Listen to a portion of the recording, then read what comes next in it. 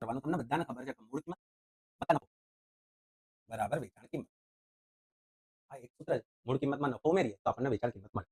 હવે જે નફો આપ્યો છે ને મિત્રો એ મૂળ કિંમતની સાથે સરખામણી કરેલી છે. એટલે તમારે મૂળ કિંમત છે ને 12 કોપીની 12 રૂપિયા ધારી અને 3 કોપીની મૂળ કિંમત જેટલો નફો થાય. એટલે નફો 3 રૂપિયા.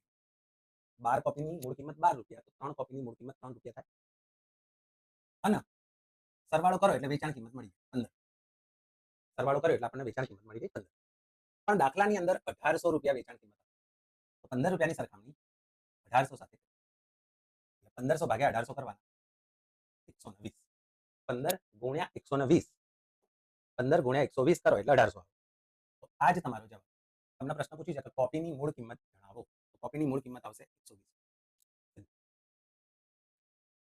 ચેક કરવું હોય, ક્રોસ ચેક કરવું હોય, જે કરવું હોય કરી લો. આનાથી વધીને કોઈ જ કોન્સેપ્ટમાં દમ નથી. બસ આટલું જ કરવાનું.